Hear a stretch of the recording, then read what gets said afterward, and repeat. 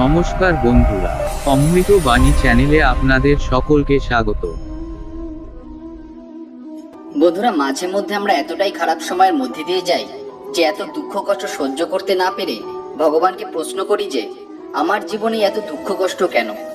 আমি তো কারো কোনো ক্ষতি করিনি, তাও কেন ভগবান আমায় এত দুঃখ কষ্ট দিচ্ছ? আমি তোমায় কত ডাকি, প্রার্থনা করি, তাও তুমি কেন আমার দুঃখ কষ্ট দূর করো না? এরকম কত মানুষ আছে যারা লোকের ক্ষতি করে, লোককে ঠকায়, কিন্তু তারা কত সুখে শান্তিতে আছে, অথচ আমি সৎভাবে চলি, তাও আমার জীবনে এত দুঃখ কষ্ট। এরকম কেন ভগবান? বন্ধুরা, এই প্রশ্নগুলো আসাটা অস্বাভাবিক কিছু না। যারা খারাপ সময়ের মধ্যে দিয়ে যায় তারাই বুঝতে পারে যে খারাপ সময় মনের অবস্থা কি হয়। আর সবচেয়ে বেশি কষ্ট তখন হয় যখন ভগবানকে ডেকেও কোনো লাভ হয় না, দুঃখ কষ্ট কিছুতেই কমতে চায় না। ভগবানকে ডেকে ফল না পেয়ে অনেকেরই ভগবানের উপর থেকে বিশ্বাসই উঠে যায়। সত্যি এরকম দেখা যায় যে একজন ভালো মানুষ, সৎ মানুষ, তার জীবনে দুঃখ কষ্টের কোনো শেষ নেই, অথচ একজন অসৎ ও খারাপ মানুষ, তার জীবনে সুখ আর সুখ। এরকমটা কেন হয়? এই প্রশ্নটা স্বামী বিবেকানন্দ করেছিলেন শ্রীরামকৃষ্ণ দেবকে, এবং শ্রীরামকৃষ্ণ দেব এর উত্তরে কি বলেন সেটাই আমি আজ এই ভিডিওটিতে বলেছি। আপনারা অবশ্যই ভিডিওটি শেষ পর্যন্ত মনোযোগ সহকারে দেখুন, এবং যারা এই চ্যানেলে নতুন তারা অবশ্যই চ্যানেলটি সাবস্ক্রাইব করুন এবং বেল বাটনে প্রেস করুন এরকম আরো অনেক নতুন ভিডিও দেখার জন্য। ভিডিওটি দেখে যদি ভালো লাগে তাহলে অবশ্যই একটা লাইক করবেন। স্বামী বিবেকানন্দ ঠাকুর শ্রী রামকৃষ্ণ দেবকে প্রশ্ন করেন যে ভালো মানুষেরা জীবনে এত অসুখী কেন থাকে। এর উত্তরে শ্রী রামকৃষ্ণ দেব বলেন যে ঘষা না খেলে হীরার ঔজ্জ্বল্য বাড়ে না, আর সোনাকে পোড়ানো না হলে তার চমক ফুটে ওঠে না।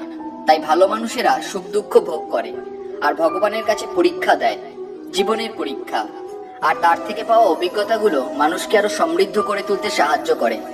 তখন স্বামীজি আবার প্রশ্ন করেন যে তার মানে আপনি বলতে চাইছেন যে এই অভিজ্ঞতাগুলো ভালো? শ্রীরামকৃষ্ণ দেব উত্তরে বলেন যে হ্যাঁ, এই অভিজ্ঞতাগুলো আসলে জীবনে শিক্ষকের মতো। জীবন তোমাকে প্রথমে একটা পরীক্ষা নেয় এবং তারপর তার থেকে তোমাকে একটা শিক্ষা দিয়ে যায়। তখন স্বামী বিবেকানন্দ বলেন যে এত বিপদ, এত দুঃখ কষ্টের মধ্যে নিজেকে সামলে রাখা ভীষণই কঠিন। শ্রীরামকৃষ্ণ দেব জবাব দিলেন যে আমাদের চোখ কেবল দৃশ্যটা দেখে, মন আমাদের রাস্তা খুঁজে পেতে সাহায্য করে। তাই নিজের অন্তরটাকে ভালোভাবে বোঝার চেষ্টা করো। সমস্যার সমাধান বাইরে থেকে নয়, তুমি তোমার ভিতর থেকেই পাবে। স্বামীজি তখন আবার প্রশ্ন করেন যে ব্যর্থতা কি মানুষকে দুঃখ দেয় না? শ্রীরামকৃষ্ণ দেবের উত্তরে বলেন সাফল্য কিংবা ব্যর্থতা সেটা তো বাকি লোকেরা দেখে, মানুষ তো কেবল দেখে নিজের সন্তুষ্টি। তারপর স্বামীজি এমন একটা প্রশ্ন করেন যে প্রশ্নটা আমরা প্রায়ই করে থাকি।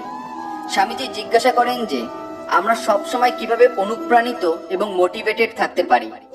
শ্রীরামকৃষ্ণ দেব উত্তরে বলেন যে তুমি এটা দেখো যে তুমি কতটা পথ চলে এসেছো, এটা দেখো না যে তোমাকে কতটা পথ এখনো যেতে হবে।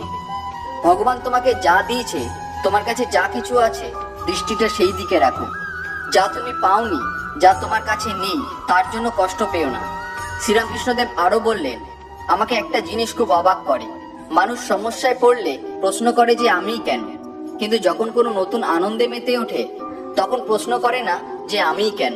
তাই বন্ধুরা, জীবনে যখন দুঃখ কষ্টের মধ্যে দিয়ে যাবেন তখন শ্রীরামকৃষ্ণ দেবের এই কথাটি সবসময় মাথায় রাখবেন যে কোনো রকম দুঃখ প্রকাশ ছাড়াই অতীতকে মেনে নাও, পুরো সাহসের সাথে বর্তমানকে পরিচালনা করো, আর ভবিষ্যতের জন্য ভয় না পেয়ে তৈরি থাকো। তাই বন্ধুরা, সবসময় মাথায় রাখবেন একজন খারাপ মানুষও কর্ম করছে এবং একজন ভালো মানুষও কর্ম করছে।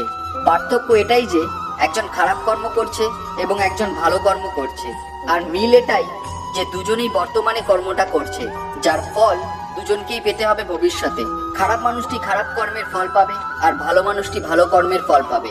তাই খারাপ সময় কে কি করছে, কে কেমন আছে না দেখে নিজের কর্ম ঈশ্বরের উপর নির্ভর করে নিষ্ঠার সাথে করে যান।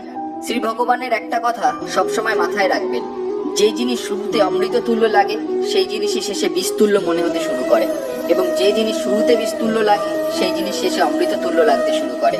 বন্ধুরা, ভিডিওটি ভালো লাগলে অবশ্যই একটা লাইক করুন এবং সবাইকে শেয়ার করুন যাতে তারাও ভিডিওটি দেখে উপকৃত হয়।